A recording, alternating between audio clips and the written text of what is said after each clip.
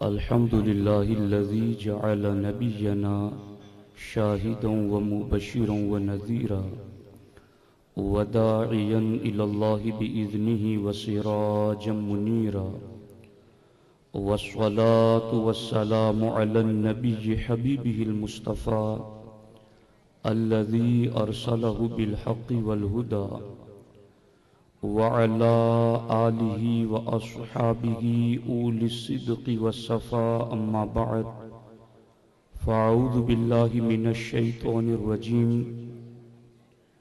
بسم الله الرحمن الرحيم. ألا إن أولياء الله لا خوف عليهم ولا هم يحزنون. صدق الله العلي العظيم، وصدق رسوله النبي الأمين المختار الكريم الرؤوف الرحيم. اسٹیج پہ جلوہ بار معزز و مکرم علماء کرام، سادات ذوی الاحترام، حاضرین و حاضرات سنی اجتماع، السلام علیکم ورحمۃ اللہ وبرکاتہ. آئیے ہم اور آپ مل کر انتہائی احترام و عقیدت کے ساتھ حضور سید المرسلین، خاتم الانبیاء، شفیع المذنبین، رحمت للعالمین، صلی اللہ تعالی علیہ وآلہ واصحابہ وبارک وسلم کی بارگاہ میں اپنی غلامی کا ثبوت دیں، اور جس طریقے سے میں پڑھاؤں میرے ساتھ مل کر بآواز بلند ہدیہ محبت پیش کریں. الصلاۃ والسلام علیک یا رسول اللہ، الصلاۃ والسلام علیک یا حبیب اللہ،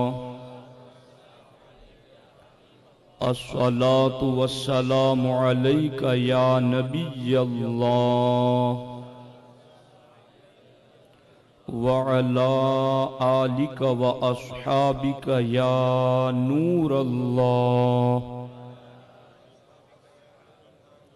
صلی اللہ تعالی علیہ وسلم. خواجہ ہند وہ دربار ہے اعلیٰ تیرا، خواجہ ہند وہ دربار ہے اعلیٰ تیرا، کبھی محروم نہیں مانگنے والا تیرا. گلشن ہند ہے شاداب کلیجے ٹھنڈے، واہ اے ابر کرم زور برسنا تیرا. تجھ کو بغداد سے حاصل ہوئی وہ شان رفیع، دنگ رہ جاتے ہیں سب دیکھ کے رتبہ تیرا. سبحان اللہ سبحان اللہ. جب سے تو نے قدم غوث لیا ہے سر پر، اولیاء سر پہ اٹھاتے ہیں قدم شاہا تیرا. سبحان اللہ. محی الدین غوث ہے اور خواجہ معین الدین ہے. سبحان اللہ. محی الدین غوث ہے اور خواجہ معین الدین ہے. اے حسن کیوں نہ ہو محفوظ عقیدہ تیرا. سبحان اللہ سبحان اللہ. دوستان محترم، کثیر تعداد میں اسٹیج پر علماء حفاظ جلوگر ہیں، اور ایک بڑی تعداد میں عوام اہل سنت مرد و خواتین آج کے اس سنی اجتماع میں موجود ہیں. یقیناً اہل دہگام کے لیے یہ بڑی خوش نصیبی کا وقت ہے کہ حضور داعی کبیر وقار اہل سنت امیر سنی دعوت اسلامی ہمارے گاؤں میں جلوہ بار ہوئے. ان قریب آپ ان کے پرنور خطاب سے اپنے دلوں کی دنیا کو آباد کریں گے. جب تک حضرت تشریف لاتے ہیں میں کچھ ضروری باتیں آپ کی خدمت میں عرض کر دوں. میری آپ سے گزارش ہے کہ آپ ایک ایک لفظ کو دھیان سے اور توجہ سے سننے کی کوشش کریں. سلطان الہند عطائے رسول سرکار غریب نواز رضی اللہ تعالی عنہ کی چھٹی شریف ابھی 2 دن قبل گزری ہیں، اور میں چاہتا ہوں کہ ولیوں کی عظمت و شان کے حوالے سے کچھ بات آپ کی خدمت میں عرض کروں. آپ دیکھیں اگر کوئی بندہ کسی سے محبت کرتا ہے تو یا تو خونی رشتے کی وجہ سے محبت کرتا ہے، کسی سے پیار کرتا ہے تو اس کے مال دولت کی وجہ سے پیار کرتا ہے، بندہ کسی سے محبت کرتا ہے تو اس سے کوئی دنیاوی نفع لینا مقصود ہوتا ہے جس کی وجہ سے وہ اس سے پیار کرتا ہے۔ مگر آپ اپنے دل سے بتائیں کہ جب آپ کسی ولی سے پیار کرتے ہیں، جب آپ کسی ولی سے محبت کرتے ہیں تو کیا کسی ولی کے ساتھ ہمارا کوئی خونی رشتہ ہے؟ کیا کسی ولی کے ساتھ ہمارا کوئی مالی منفعت کا رشتہ ہے؟ نہیں نہیں، اہل سنت و جماعت ولی سے پیار کرتے ہیں تو صرف اللہ کی رضا کے لیے کرتے ہیں، صرف دین کے تقاضوں کو پورا کرنے کے لیے کرتے ہیں۔ اور یہ محبت جو آج ہر سنی کے سینے میں ہر ولی کے حوالے سے موجود ہیں، یہ محبت سکھاتا کون ہے؟ یہ محبت آتی کہاں سے ہے؟ اس محبت کے لیے آپ کو کون تعلیم دینے کے لیے آتا ہے؟ اگر آپ نے دھیان سے سنا تو انشاءاللہ بڑے بڑے پردے ہٹیں گے۔ اللہ کے رسول علیہ الصلوۃ والسلام فرماتے ہیں، حدیث قدسی ہیں، اور حدیث قدسی اس حدیث کو کہتے ہیں فرمان خدا کا ہوتا ہے، زبان مصطفیٰ کی ہوتی ہے۔ اللہ خود فرماتا ہے، ان اللہ تعالی اذا احب عبدا، دھیان سے سننا، سرکار فرماتے ہیں کہ اللہ جب کسی ولی سے پیار کرتا ہے، اللہ جب کسی ولی سے محبت کرتا ہے، دعا جبرائیل، تو پھر اللہ جبریل کو بلاتا ہے اور جبریل کو رب حکم دیتا ہے، یا جبرائیل، اے جبرائیل، انی احب فلانا، اے جبریل فلاں گاؤں میں، فلاں بستی میں، فلاں کٹیا میں ایک بندہ رہتا ہے جسے کوئی جانے یا نہ جانے، مگر اے جبریل میں اللہ اس سے محبت کرتا ہوں، میں رب اس سے پیار کرتا ہوں۔ اب یہاں ایک بات سننے والی یہ ہے کہ اللہ رب العزت کا اتنا کہہ دینا کہ جبریل میں فلاں بندے سے پیار کرتا ہوں، یہ بھی اس بات کے لیے کافی ہے کہ جس سے رب پیار کرے ہم اس سے پیار کیوں نہ کریں۔ اور یہ بھی امر کے صیغوں میں سے ایک امر ترغیبی ہیں، یعنی ایک تو واضح حکم کہ آپ محبت کرو ولی سے، اور ایک ہے کہ اللہ آرڈر دینے سے پہلے، حکم دینے سے پہلے خود اپنا حوالہ دے کہ فلاں بندے سے میں پیار کرتا ہوں، جیسا کہ پورے قرآن میں ایک آیت موجود ہے کہ ان اللہ و ملائکتہ یصلون علی النبی، اللہ نے اپنے نبی پر درود و سلام کا حکم دینے سے پہلے کہ اے ایمان والو تم بھی میرے نبی پر درود و سلام پڑھو، یہ کہنے سے پہلے اللہ نے یہ کہا اے ایمان والو تمہارا اللہ بھی نبی پر درود بھیجتا ہے، فرشتے بھی نبی پر درود بھیجتے ہیں۔ اب اللہ نے کہا یا ایھا الذین آمنو، اے ایمان والو جب تمہارا رب اور فرشتے نبی پر درود بھیجتے ہیں تو اس رب پر تمہارا ایمان ہے تو تم بھی درود بھیجا کرو۔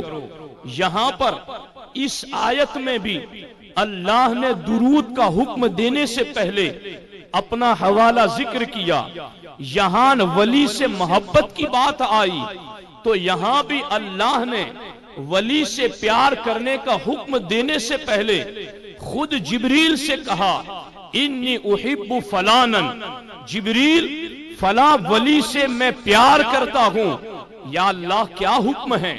رب فرماتا اے جبریل فاحبہ، اب میرا حکم ہے جس ولی سے میں پیار کرتا ہوں جبریل تم بھی اس سے پیار کرو، جبریل تم بھی اس سے محبت کرو۔ دھیان سے سننا، توجہ سے سننا، اگر ولی کی محبت شرک ہوتی، اگر ولی کی محبت بدعت ہوتی، اگر ولی کی محبت اللہ کے دشمن کی محبت ہوتی، اگر ولی کا پیار اللہ کے پیار کے اپوزیشن ہوتا، اگر ولی کی محبت رب کے غیر کی محبت ہوتی، تو رب کبھی جبریل کو نہ کہتا کہ جبریل تو بھی ولی سے پیار کر۔ رب نے جبریل کو ولی کی محبت کا حکم دے کر کے یہ بات اپنے بندوں کو بتا دی کہ ولیوں سے پیار کرنا رب کے اپوزیشن سے پیار کرنا نہیں گئے، ولیوں سے پیار کرنا رب کے پیار کی دلیل ہے، ولیوں سے محبت کرنا رب کی محبت کی دلیل ہے۔ بلکہ مشکات شریف کے اندر یہ بات واشگاف لفظوں میں اللہ کے رسول علیہ السلام نے حکم دیتے ہوئے ارشاد فرمایا کہ جو میری امت کے کسی ولی سے پیار کرے گا حقیقت میں وہ اپنے رب سے پیار کرتا ہے، حقیقت میں وہ رب سے محبت کرتا ہے۔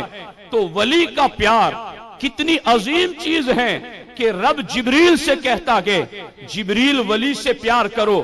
اور آپ کی توجہ چاہتا ہوں، میں چند لفظوں میں فیصلہ کن گفتگو آپ کو سنانا چاہتا ہوں۔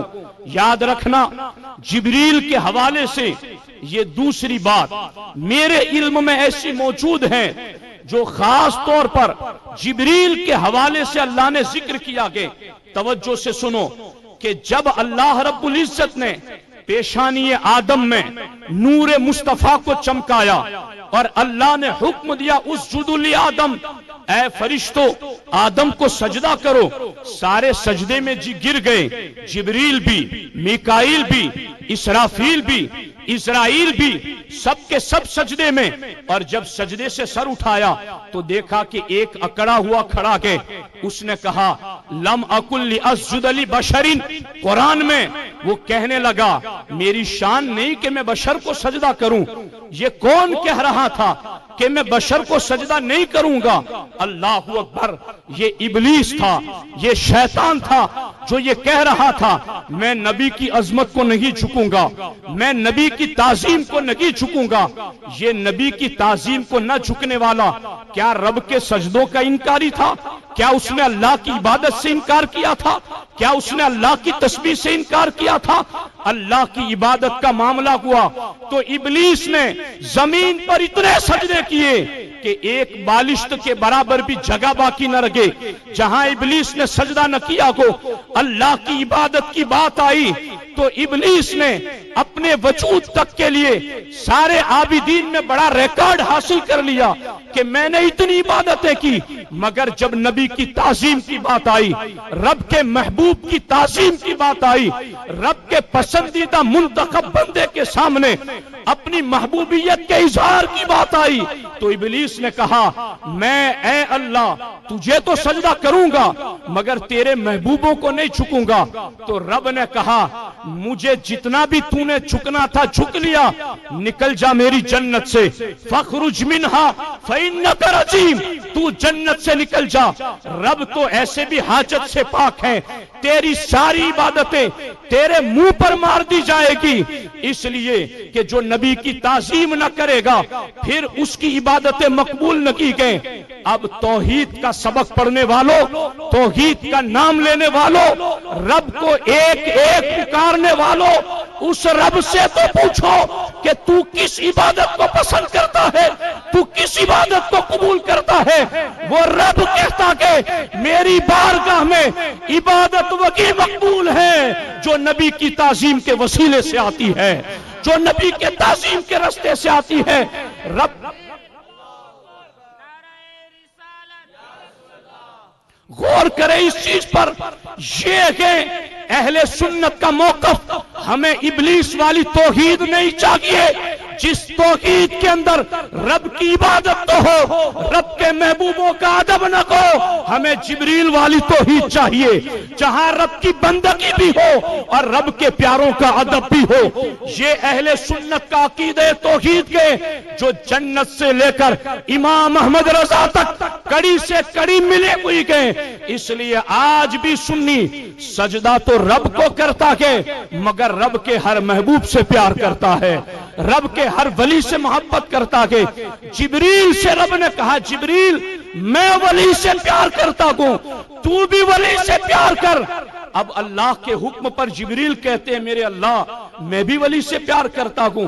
फिर रब फरमाता है ए जिब्रील अब ये मोहब्बत चूंकि वली की है ये तुझ तक महदूद न रखे, आसमानों में जा, सातों आसमानों में अर्श की खलवतों में नूरी मलाइका को जा करके ये सबक पढ़ा दो, जमीन पर रहने वाले फला वली से रब प्यार करता है, ऐ आसमान वालों तुम भी प्यार करो। ये मैं कोई लैला मजनू की कहानी नहीं सुना रहा हूं, ये सही बुखारी पढ़ रहा हूं, ये सही मुस्लिम पढ़ रहा हूं, ये सही हदीस सुना रहा हूं। जिब्रील से रब कहता है आसमानों में फरिश्तों को वली की मोहब्बत का ऐलान कर दो। अल्लाहु अकबर। जिब्रील आसमानों में जाते गए ऐलान करते गए या अहलस समा इन्नल्लाह तआला युहिब्बु फलानन फअहिब्बुहु।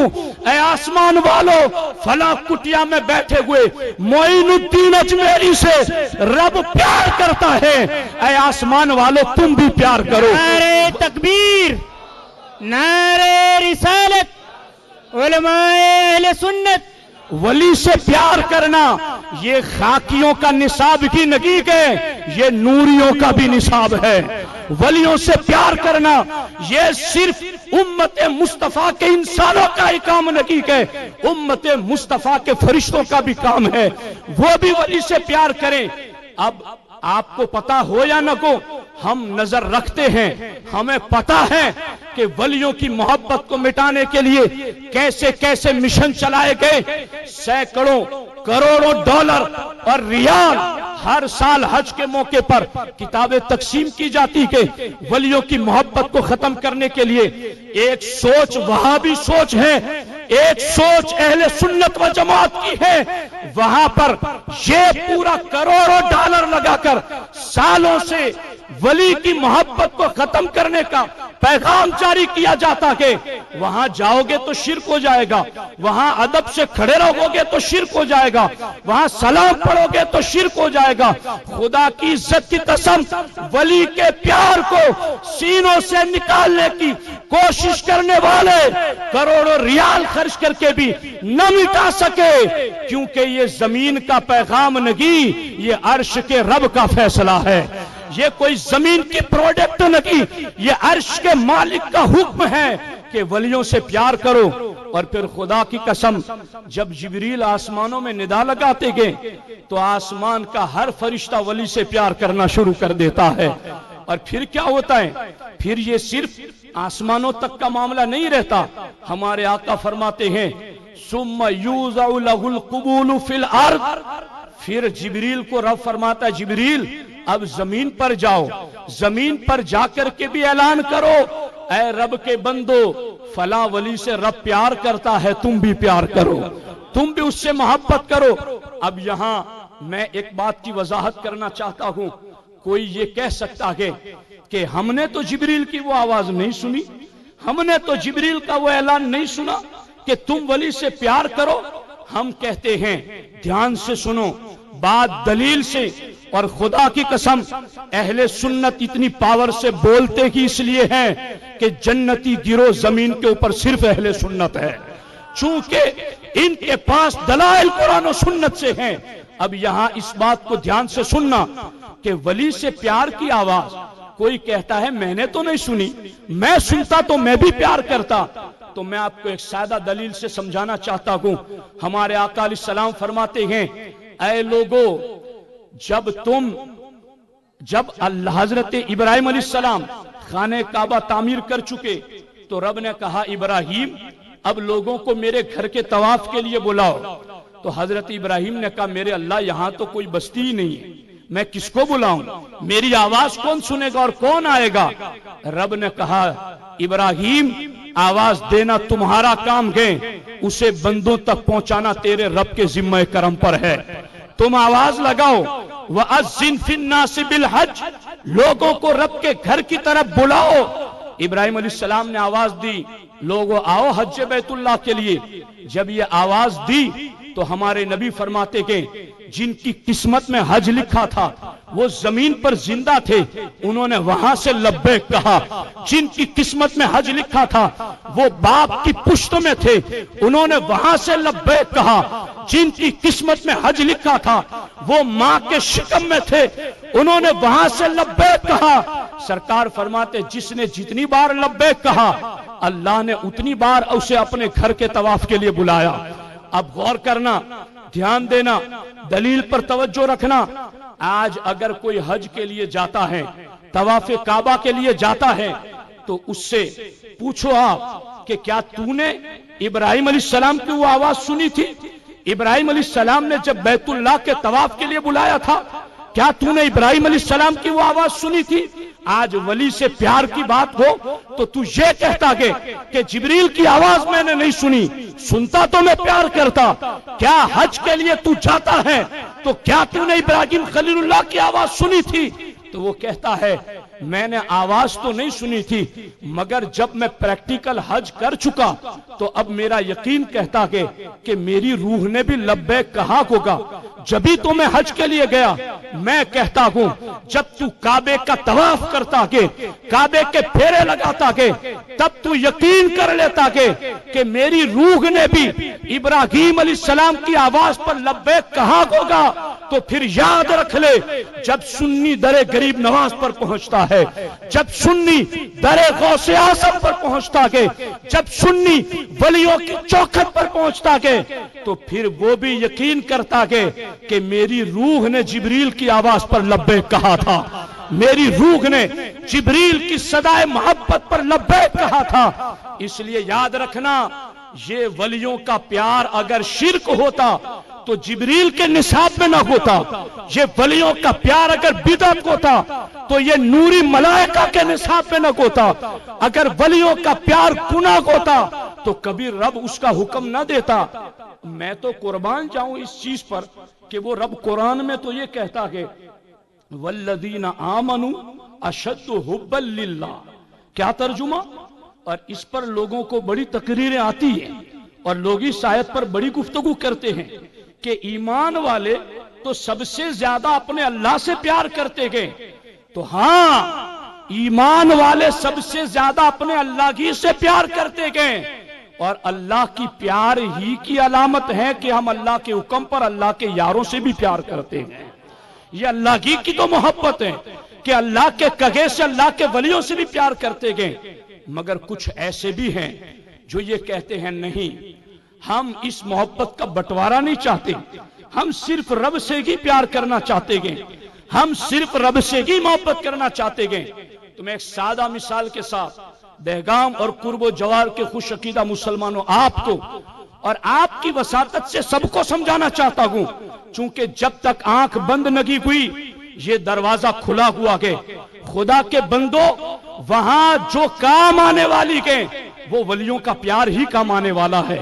میں ایک حدیث پاک آئی تو یاد بتا دوں آپ کو، قیامت کا دن ہوگا، حدیث مرسل کے امام حسن بصری سے روایت کے، میرے آقا نے فرمایا اتخذوا من معرفت الفقراء، اے میری امت کے لوگوں ولیوں کی پہچان حاصل کرو، ولیوں کی معرفت حاصل کرو، فَإِنَّ لَكُمْ دَوْلَةٌ، اس لیے کہ ان کا بھی ایک دور آئے گا، ان کا ایک وقت آئے گا جب لوگوں کی زبانوں میں، جب لوگوں کے منہ میں قیامت کے دن پسینہ لگام ڈال دے گا، پسینے میں لوگ ڈبکیاں لگا رکھے گے۔ اللہ کے رسول فرماتے اس وقت ولیوں کا ایسا دور آئے گا کہ اللہ ولیوں سے کہے گا انظروا الی من اطعمکم کسرۃ او کساکم ثوبا او سقاکم شربۃ فخذوا بیدہ ثم افیضوا بہ الی الجنہ.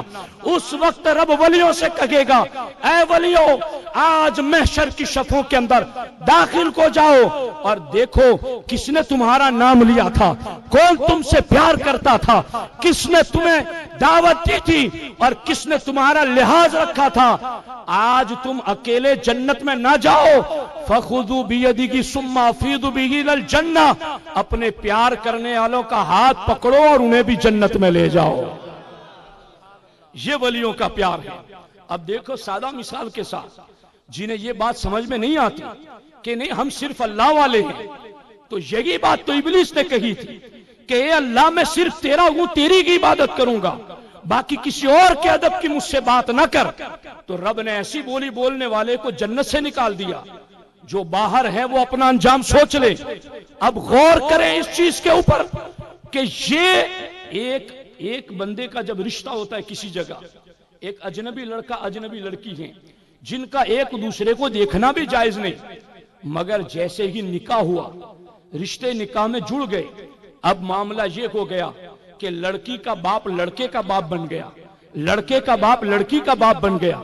اب اس کا ماموں اس کا ماموں بن گیا, اس کا ماموں اس کا ماموں بن گیا. جہاں جہاں لڑکی کا رشتہ وہاں وہاں لڑکے کا رشتہ, اور جہاں جہاں لڑکے کا رشتہ وہاں وہاں لڑکی کا رشتہ. ایک دو اجنبیوں کا رشتہ کیا جڑا, دونوں کے جہاں جہاں رشتے تھے وہاں وہاں ایک دوسرے کے رشتے جڑ گئے.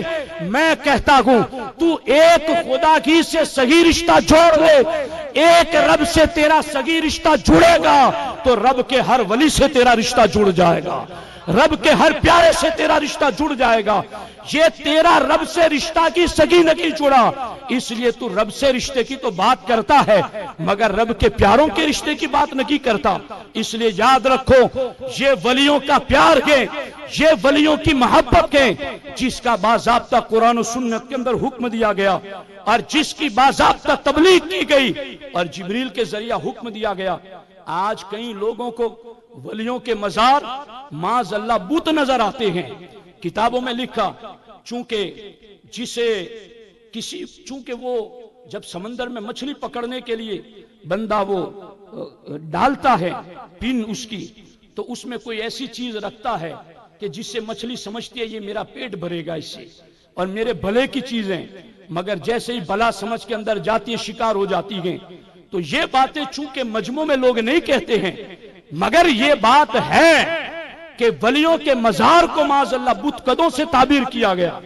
اور پھر باضابطہ جب دہگام میں وہ حادثہ ہوا محبوب شاہ بابا رحمۃ اللہ علیہ کے مزار پر, تب لوگوں نے بڑی دلچسپی اٹھائی, تب لوگوں نے بڑی باتیں کی کہ دیکھو ولی کے مزار پر جانا جائز ہوتا تو ایسا حادثہ نہ ہوتا. یہ حادثہ بتاتا کہ ولی کے مزار پر جائز نہیں جانا.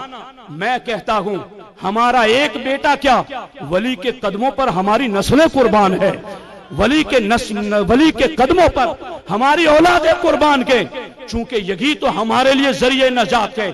مگر یہ سوال کرنے والے کل یہی سوال ہندو نے بھی کیا تھا جب کعبہ مقدسہ میں حج کے موقع پر حادثہ ہوا تھا اور کئی لوگ کنکر مارتے مارتے اس کے اندر دب گئے اور مر گئے. تو اس وقت ہندوؤں نے غیر مسلموں نے سوال اٹھایا تھا کہ یہ دیکھو وہاں جانا اگر تمہارے لیے ٹھیک ہوتا تو تم اس طرح نہ مارے جاتے. تو انہیں دین کے رازوں کا پتہ ہی نہیں کہ انہیں دین کی عشق کی خوشبو کا پتہ ہی نہیں کہ اگر پتہ ہوتا تو اس طرح کی باتوں پر سوال نہ اٹھاتے. آج یہ بات ایک ہندو بھی کہتا کہ مسلمانوں اگر تمہارا اللہ سچا ہوتا تو معاذ اللہ بابری مسجد نہ گرا دی جاتی, تو کیا کہیں گے آپ؟ اللہ کے وجود کا انکار کر دیں گے. آپ کو بتانا پڑے گا کہ یہ ہماری آزمائش ہے, یہ ہمارا امتحان ہے, یہ ہمارے کردار اور کیریکٹر کی آزمائش ہے, ورنہ رب کے اپنے فیصلے مقدر ہیں. اور جان تو جانی گے جائے گی, پر قیامت یہ کہ یہاں مرنے پہ ٹھہرا ہے نظارہ تیرا, کہ جب جان ان کے قدموں میں آ جائے تو اس سے بڑی خوش قسمتی کیا ہو سکتی ہے. اب یہاں ٹھہر کر کے میں ایک بات بتانا چاہتا ہوں, ولیوں سے پیار کی دعوت قرآن نے دی، حدیث نے دی. اور حدیث پاک میں میرے آقا فرماتے ہیں یہ جو ولیوں کے پیار میں آپ بیٹھے ہیں مرد و عورتیں، محروم کوئی نہیں رہے گا. ہم جلساء لا یشقی بہم جلیسہم، یہ ولی وہ ہیں ان کے قرب میں جو بیٹھتا ہے وہ محروم رہتا ہی نہیں ہے، وہ مالا مال ہو جاتا ہے. اب یہاں دیکھو صحیح مسلم شریف کی حدیث ہے، میرے نبی ارشاد فرماتے ہیں ایک بندہ ولی سے ملاقات کے لیے نکلا. جب وہ اس گاؤں میں جا رہا تھا جہاں ولی رہتے تھے، وہاں پہنچنے کے لیے جب وہ چلا تو راستے میں فَأَرْصَدَ اللَّهُ عَلَى مَدْرَجَتِهِ مَلَكًا، اللہ نے راستے میں ایک فرشتے کو انسانی شکل میں اتارا. اس فرشتے نے اس انسان کو مل کر پوچھا اَيْنَ تُرِيدُ، کہاں جا رہے ہو؟ کہا اس بستی میں ایک ہستی رہتی ہے، اس ہستی میں اس بستی میں ایک کمال ہستی رہتی ہے، اور اس ہستی کو دیکھنے کے لیے میری نگاہیں ترستی ہے، میں اس لیے اس ہستی کو دیکھنے جا رہا ہوں. کہا کوئی خونی رشتہ ہے جس کے لیے جاتے ہو؟ کہا کوئی خونی رشتہ نہیں. میں نے تمہید میں جو بات عرض کی کوئی خونی رشتہ نہیں. کہا کوئی کاروباری پارٹنرشپ ہے جس کے لیے اس سے ملنے جاتا ہے؟ کہا کوئی کاروباری پارٹنرشپ نہیں. کہا کوئی احسان ہے جس کا بدلہ چکانے جاتا ہوں؟ کہا کوئی احسان نہیں. تو کہا کیوں جاتے ہو؟ اس نے کہا غیر انی احببتہ فی اللہ، میں اس ولی سے اللہ کے لیے پیار کرتا ہوں. آج اگر آپ سے کوئی پوچھے کہ آپ غریب نواز کی چوکھٹ پر کیوں جاتے گئے، آپ محبوب شاہ بابا کی درگاہ پر کیوں جاتے گئے، کیا کوئی خونی رشتہ گئے، کیا کوئی کاروباری پارٹنرشپ گئے، کیا کوئی احسان گئے؟ آپ کہیں گے یہ کوئی چیز نہیں گئے، بس اللہ کی رضا کے لیے پیار کرتا ہوں. تو اس فرشتے کے سامنے صحیح مسلم میں یہ حدیث، اور صحیح مسلم کی یہ حدیث صحیح مسلم ہی سنائے گا اور صحیح مسلم ہی سنے گا، اس لیے کہ یہ صحیح مسلم کی پہچان ہے. جب اس فرشتے نے پوچھا کہ کیوں جا رہے ہو؟ غیر انی احببتہ فی اللہ، میں اللہ کے لیے اس سے پیار کرتا ہوں اس لیے جاتا ہوں. تو اس وقت اس فرشتے نے کہا میں کوئی انسان نہیں، میں فرشتہ ہوں، مگر تجھے یہ بتانے آیا ہوں کہ تو نے اس ولی سے اللہ کے لیے پیار کیا. ان اللہ قد احبک کما احببتہ فیہ، اللہ فرماتا ہے کہ تو نے میری رضا کے لیے میرے ولی سے پیار کیا، جا میں نے تجھے اپنا محبوب بنا لیا، میں نے تجھے اپنا محبوب بنا لیا. رب کا محبوب بننے کا یہ شارٹ کٹ راستہ ہے جہاں سے بندہ رب کا محبوب بنتا ہے. اور پھر ان مزارات میں کیا رکھا ہے؟ یہ چونکہ متفقن علی کتاب ہے جسے اور لوگ بھی مانتے ہیں کہ تفسیرات احمدیہ میں ملا جیون رحمت اللہ تعالی علیہ فرماتے قرآن کی ایک آیت ہے فلا اقسم بمواقع النجوم. کیا ترجمہ اس آیت کا؟ اللہ فرماتا ہے مجھے قسم ہے ان جگہوں کی جہاں ستارے ڈوبتے ہیں، ستاروں کے ڈوبنے کی جگہ کی مجھے قسم. اس آیت کی تفسیر میں ملا جیون رحمت اللہ تعالی علیہ فرماتے ہیں کہ ستاروں کے ڈوبنے کی جگہ وہ کیا ہیں؟ فرماتے گئے کہ یہ النجوم الصحابہ والاولیاء، کہ یہ جو نجوم ہیں ستارے یہ صحابہ اور ولی ہیں، اور ان کے ڈوبنے کی جگہ ان کے مزارات ہیں. تو رب ولیوں کے مزارات کی قسم یاد کرتا ہے. اور اس آیت کی تفسیر میں لکھا گیا کہ رات کو جب زمین والے آسمان کی طرف نظر کرتے ہیں تو انہیں آسمان پر جس طرح ستارے چمکتے ہوئے نظر آتے ہیں، جب آسمان والے زمین کی طرف دیکھتے ہیں تو انہیں یوں ہی ولیوں کے مزار چمکتے ہوئے نظر آتے ہیں. یہ ولیوں کے مزار بت کدے نہیں ہیں، یہ ولیوں کے مزار نگوستوں کی جگہ نہیں گئے، یہ ولیوں کے مزار رب کی رحمتوں کی جلوہ گاہ ہے، رب کی برکتوں کے نزول کی جگہ ہے جہاں رب کا کرم اترتا ہے. اور میں تو آپ کو ایک حدیث سنا کر گفتگو کو ختم کروں. بات موضوع سے اور بہت ساری حدیثیں میری نگاہ کے سامنے، مگر وقت کی تنگی کی وجہ سے میں کچھ حدیثیں آپ کی خدمت میں عرض کرتا ہوں. صحیح مسلم شریف میں یہ حدیث بھی موجود ہے. ہمارے آقا علیہ السلام اگلی امت کا واقعہ بتاتے ہیں. سرکار فرماتے اگلی امت میں ایک بندہ تھا جس نے بڑے گناہ کیے تھے، 99 لوگوں کا اس نے قتل کیا تھا، 99 لوگوں کا.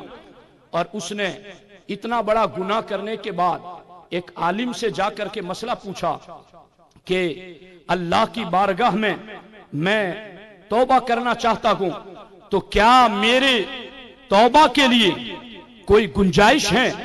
تو اس عابد نے کہا تو نے گناہ کیا کیا ہے؟ کہا میں نے 99 لوگوں کا قتل کیا ہے. کہا اتنا بڑا گناہ اور معافی کی بات کرتا ہے، کیسے ہو سکتا ہے؟ اس نے تلوار نکالی، سر تن سے جدا کر دیا. کہا جب رب کی بارگاہ میں مجھے تو نا امید کرتا ہے تو 100 کی گنتی ہی پوری کیوں نہ کر دوں. اس نے 100 کو قتل کر دیا. ثم سأل عن اعلم اہل الارض، پھر اس نے روئے زمین کے ایک بڑے عالم سے رابطہ کیا اور عالم کی چوکھٹ پر پہنچا. جب اس عالم کے پاس پہنچا کہا میں اللہ کی بارگاہ میں معافی مانگنا چاہتا ہوں. کہا گناہ کیا کیا ہے؟ کہا 100 لوگوں کا قتل کیا ہے. گناہ کتنا بڑا ہے، کتنا بڑا جرم ہے. ایک جان کو مارنا بہت بڑا گناہ ہے. مگر اس نے کہا کہ میں بخشش چاہتا ہوں. اس عالم نے کہا بخشش چاہتا ہے تو رب رحیم ہے، کریم ہے، وہ بخشنے والا مہربان کے، جا رب کی بارگاہ میں توبہ کر لے. اس گنہگار نے کہا حضرت ہاتھ بڑھائیں، میں یہی آپ کے ہاتھ پر توبہ کرتا ہوں. چونکہ وہ عالم تھا اور عالم دین تھا اور سچا عالم تھا، اس نے کہا توبہ قبول ہوگی. اور توبہ رب ہر جگہ قبول کرتا ہے. یہ آج لوگ ہمیں کہتے تم مزار پر کیوں جاتے ہو، اور جب سنی کہتا ہے میں اپنے گناہوں کی بخشش کے لیے ولی کی چوکھٹ پر گیا تھا کہ وہاں جا کر رب سے معافی مانگوں گا تو جلد قبول ہوگی، تو سامنے سے لوگ ہمیں کہتے ہیں اللہ ہر جگہ نہیں سنتا، اللہ ہر جگہ دعا قبول نہیں کرتا. تو یہ حدیث صحیح مسلم میں سرکار دو عالم صلی اللہ علیہ وسلم فرماتے اس عالم سے کہا میں یہی توبہ کر لوں. اس عالم نے کہا توبہ ضرور کرنا، مگر ایتی قریتن قضا و قضا، تو فلاں بستی میں چلا جا، وہاں اللہ کے ولی رہتے ہیں، وہاں اللہ کے مخصوص بندے رہتے گئے. توبہ تو رب ہر جگہ قبول کرتا ہے مگر ولیوں کے قرب میں جلد قبول کرتا ہے، وہاں رحمتوں کا نزول زیادہ ہوتا ہے. جب یہ بات کی تو وہ چل پڑا ولی کی بستی کی طرف. اب جب جانے لگا، سنیوں دل کے کانوں سے یہ حدیث سننا، کوئی وسوسہ ڈالنے والا صبح قیامت تک تمہیں وسوسہ نہ ڈال سکے گا. تمہارے ایمان کی پختگی اور تمہارا ایمان مضبوط ہوگا جب وہ چلا ولیوں کی بارگاہ کی طرف. رب کا کمال دیکھو، ملک الموت آ گئے، روح قبض کر لی، وہ راستے ہی میں پڑ گیا. اب اللہ اکبر، توبہ کی نیت سے چلا تھا ضرور مگر توبہ کی نہیں تھی، مگر جا رہا تھا ولیوں کی چوکھٹ پر، راستے میں انتقال کو گیا. اب کیا ہوا؟ رحمت کے فرشتے بھی آ گئے، عذاب کے فرشتے بھی آ گئے. رحمت کے فرشتے کہنے لگے چونکہ توبہ کی نیت سے چلا تھا ہم اسے جنت لے جائیں گے. عذاب کے فرشتے کہنے لگے چونکہ توبہ ابھی کی نہیں ہے اس لیے جہنم لے جائیں گے. فاختصمت فیہ ملائکۃ الرحمت و ملائکۃ العذاب، رحمت کے اور عذاب کے فرشتوں کے درمیان آپس میں بات ہونے لگی. اب ادھر بات ہونے لگی تو رب نے ان کی بات بنا دی اور رب نے ایک فرشتے کو بھیجا فیصلہ کرنے کے لیے، جاؤ رحمت کے اور عذاب کے فرشتوں سے جا کر کہو کہ یہ جس بستی سے نکلا ہے اور جہاں ولیوں کی چوکھٹ پر جاتا ہے اور جہاں بیچ میں انتقال ہو گیا، زمین ناپو وہ کدھر زیادہ قریب ہے، ولیوں سے زیادہ قریب ہے یا وہ اپنی بستی سے زیادہ قریب ہے؟ جدھر زیادہ قریب ہو وہیں پر اسے لے جایا جائے. اب ادھر رب نے کہا زمین ناپو. خدا کی قسم جو رب فرشتوں کو یہ کہے کہ بندوں کی نیکیاں لکھو، آج رب ولی کی چوکھٹ پر جانے والے گنہگار کے لیے فرشتوں کو زمین ناپنے کا حکم دیتا ہے. رب یہ کہتا ہے فرشتوں سے زمین ناپو.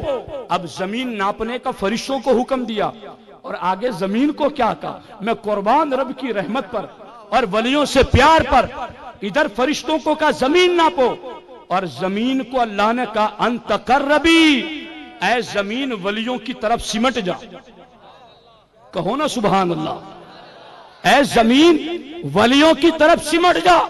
انہیں زمین ناپنے میں لگایا اور زمین کو حکم دیا کہ سمٹ جا. میں آپ کو بتانا چاہتا ہوں اگر رب فرشتوں کو بھیجے بغیر، زمین نپوائے بغیر جنت میں بھیج دے تو اسے روکنے والا کون؟ اسے ٹوکنے والا کون؟ وہ فعال لما یرید ہیں، وہ جو چاہے کرے۔ مگر رب اگر یہ کر دیتا تو آج سنیوں کو ولیوں کی بارگاہ کی دلیل کہاں سے ملتی؟ ولیوں کی چوکھٹ کی شان کہاں سے نظر آتی؟ غور کرو اس پر۔ اب زمین کو حکم دیا سمٹ جا، زمین سمٹ گئی، فرشتے ناپ کر رب کی بارگاہ میں آئے، رب پہلے سے جانتا ہے کیا ہوا میرے فرشتوں؟ کہا زمین ناپی، ایک بالشت، ایک وینت کہتے ہیں نا، ایک بالشت وہ گنہگار 100 بندوں کا قاتل ولیوں کی طرف زیادہ بڑھ چکا تھا، ایک بالشت۔ فرشتوں نے کہا میں ایک بالشت یا اللہ یہ ولیوں کی بارگاہ کی طرف زیادہ، ابھی ولی کی بارگاہ میں پہنچا نہیں ہے، ابھی بیچ میں مر گیا اور ایک بالشت ادھر ہے۔ اللہ نے فرمایا آج زمین پر ایک بالشت قریب ہے، اسے جنت میں لے جایا جائے۔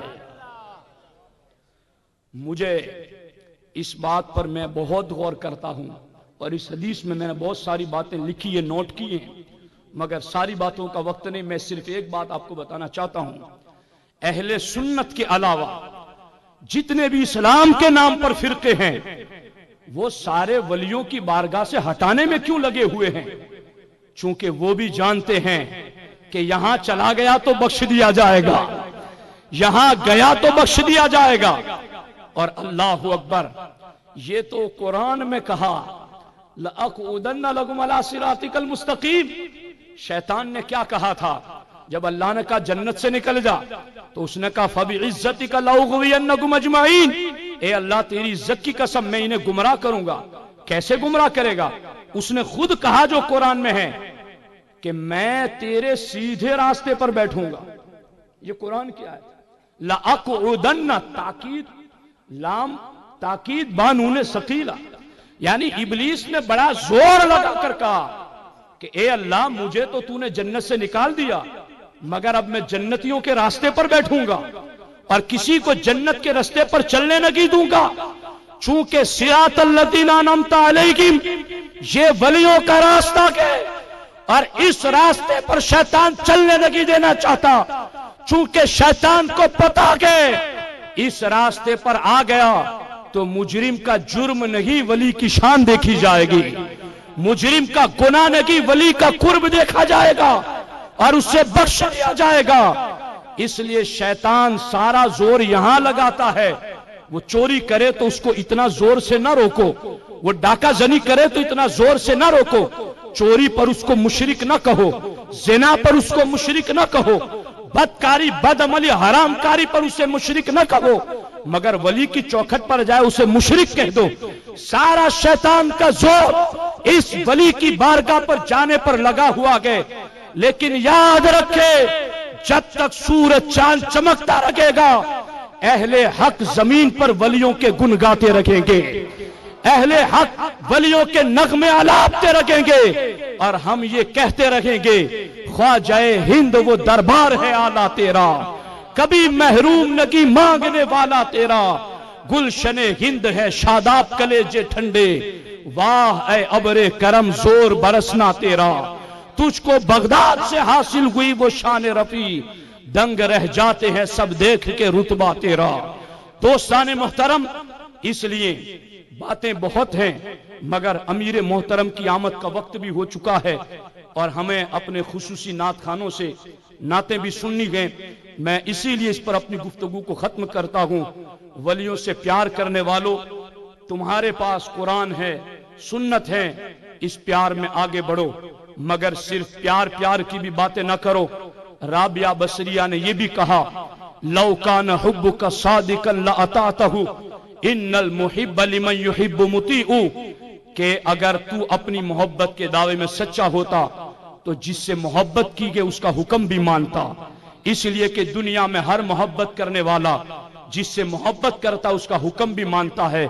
اس لیے اے ولیوں سے پیار کرنے والوں، اے سرکار غریب نواز سے محبت کرنے والوں، آج آپ کو یہ دعوت ہے کہ اس پیار میں آگے بڑھو، اپنی مسجدوں کو آباد کرو، اپنی پیشانیوں کو رب کی بارگاہ میں جھکاؤ، رزق حلال کی طرف مائل ہو جاؤ، اپنے آپ کو نیکیوں کا مسافر بناؤ۔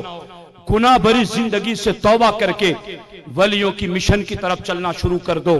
अगर यूं हम अमली मैदान में मोहब्बत, वलियों की मोहब्बत का सबूत देंगे तो इंशाअल्लाह इस मोहब्बत में मजीद कमाल पैदा होगा। अल्लाह रब्बुल इज्जत की बारगाह में दुआ है, रब्बे जुल जलाल हमारी इस मोहब्बत को अपनी बारगाह में कबूल फरमाए और अल्लाह इसी मोहब्बत के सदके दोनों जहान में हमारा बेड़ा पार फरमाए। अस्सलामु अलैकुम व रहमतुल्लाहि व बरकातुहू।